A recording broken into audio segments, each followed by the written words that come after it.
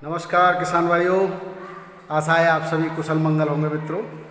आज तारीख है 2 अगस्त 2024, दिन शुक्रवार।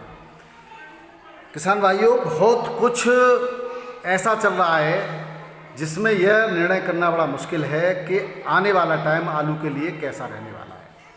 जैसा आपने देख रहे होंगे कि दिन प्रतिदिन लोकल मंडियाँ आवक ज़बरदस्त है, रेट लेकिन धीरे धीरे करके नीचे आना प्रारंभ हो गए हैं।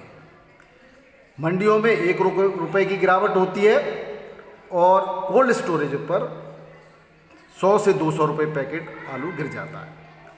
तो ये अब किसान भाई भी विचलित हैं।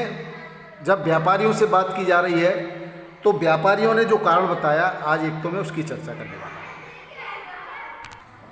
दूसरी, जब हम कोल्ड स्टोरेज पर निकासी के लिए संपर्क कर रहे हैं तो अलग अलग जगह के अलग अलग लोगों के द्वारा कुछ आंकड़े जो प्राप्त हो रहे हैं, इससे एक बात जाहिर हो रही है कि सटीक आंकड़े भी निकासी के बताए नहीं जा रहे। ये बात मैं कर रहा हूँ उत्तर प्रदेश की। कई जगह पर कई लोगों के अलग अलग माध्यमों से आंकड़े का कलेक्शन मैं कर रहा हूँ।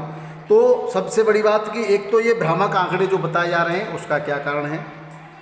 और सभी मंडियों में आमदनी की बात देखी जाए तो रिकॉर्ड तोड़ आमदनी है। सब जगह बैलेंस बचने के बावजूद कहीं कहीं रेट स्थिर बने हुए हैं, कहीं कुछ रेट डाउन भी हुए हैं। साउथ की मंडियां लगातार अच्छी परफॉर्मेंस दे रही हैं, लेकिन जहां रेट डाउन हुए हैं उस रेट डाउन होने का कारण भी हम जानेंगे। दूसरी बात, फर्रुखाबाद, कन्नौज, मैनपुरी इस क्षेत्र से जो आलू की लोडिंग आसाम के लिए होती थी, जब आसाम में आलू के लिए त्राहिमाम मची हुई है, जहां आलू की विशेष आवश्यकता है, तो क्यों नहीं लोडिंग हो रही, इन पर भी चर्चा करेंगे। तो आइए शुरू करते हैं। मैं हूं आपका डॉक्टर के भारद्वाज और आप देख रहे हैं ब्रजराज कृषि फार्म यूट्यूब चैनल। किसान भाइयों, तो सबसे पहले मैं बात कर लेता हूं, सभी मंडियों में रिकॉर्ड आमदनी और कोल्ड पर गिर रहे हैं आलू के दाम।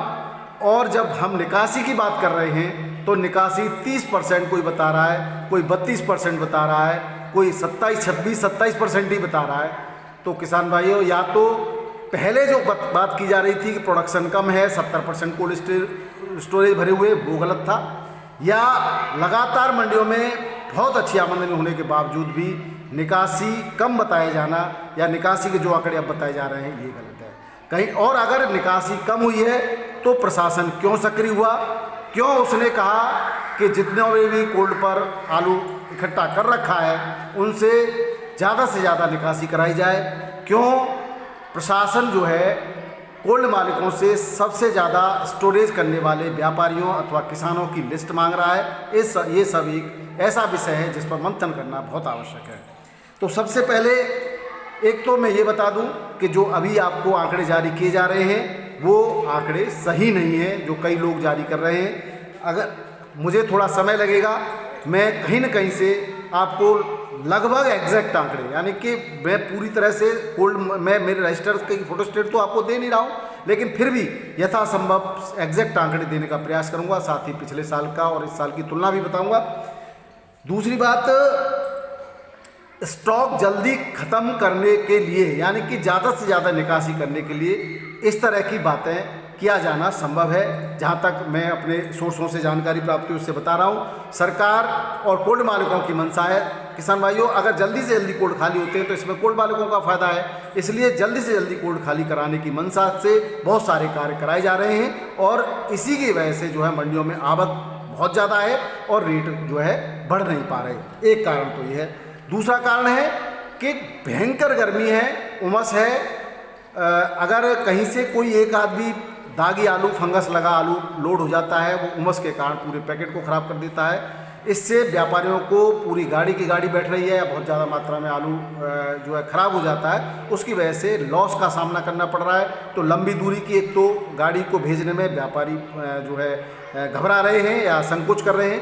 दूसरा, ज़्यादा मात्रा में आलू वो खरीद नहीं रहे, क्योंकि भविष्य में आने वाले टाइम में क्या सरकार निर्णय ले, ये संशय बना हुआ है, इसलिए वो भविष्य को देखते हुए आलू को खरीद नहीं रहे। तीसरी बात ये है कि ज़रा सा भी अगर दागी आलू है तो वो उसको जो है उनको साफ़ सफाई कराने में बहुत बड़ा खर्चा आ रहा है, इसलिए वो आलू को कोल्ड स्टोरेज पर मंदा करके खरीद रहे हैं, जिससे कि उनको पड़ता लग सके। अभी हाल ही में उन्हें अच्छा खासा नुकसान देखने को मिला है। एक एक गाड़ी पर 3-3, 4-4 लाख की घाटे की बात व्यापारियों ने बताई है।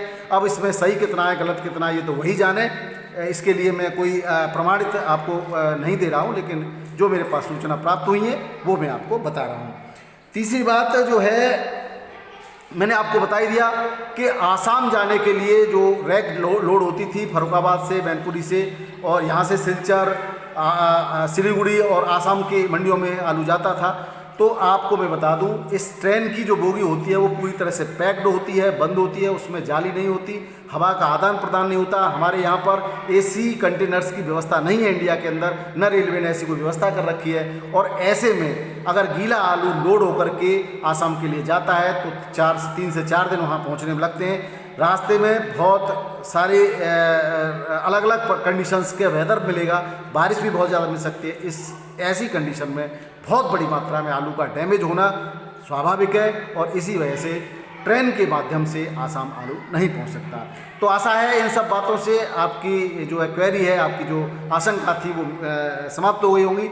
अगर गवर्नमेंट जो है, गवर्नमेंट चाहे क्या नहीं सकती, अगर एसी कंटेनर जिन कंटेनरों में फॉरेन आलू जाता है या बाहर लंबी दूरी पर जाता है, ऐसे कंटेनरों की व्यवस्था कर दे तो निश्चित रूप से आसाम की समस्या भी खत्म हो जाएगी और उत्तर प्रदेश की समस्या भी खत्म हो जाएगी। लेकिन किसान भाइयों, व्यापार में बहुत बड़ा कमीशन का चक्कर होता है, साफ साफ मैं तो कहूँगा।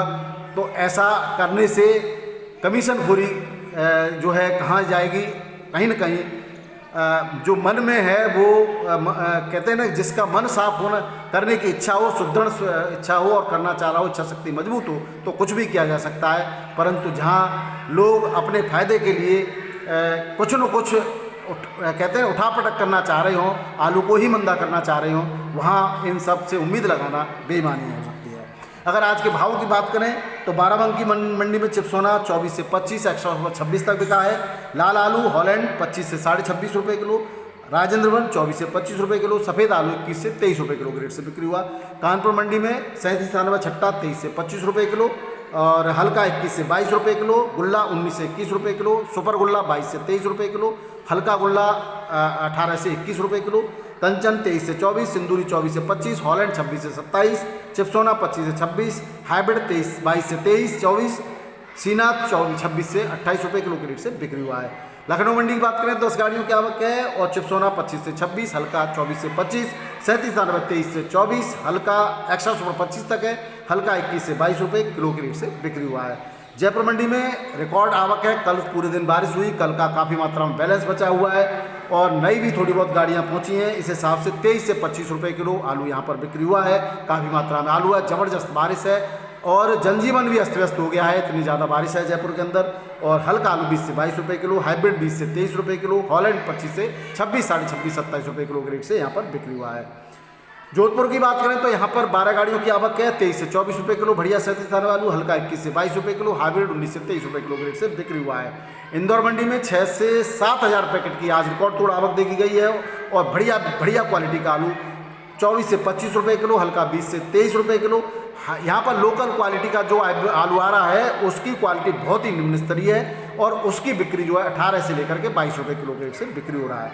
यूपी का आलू 24 से 26 रुपये किलो के रेट से यहाँ पर बिक्री हो रहा है। भोपाल मंडी की बात करें तो भोपाल में 15 गाड़ियों की आवक है, और भोपाल में 25 से 26 रुपये किलो बढ़िया आलू के रेट है, हल्का 23 से 24 रुपये किलो के रेट से बिक्री हो रहा है।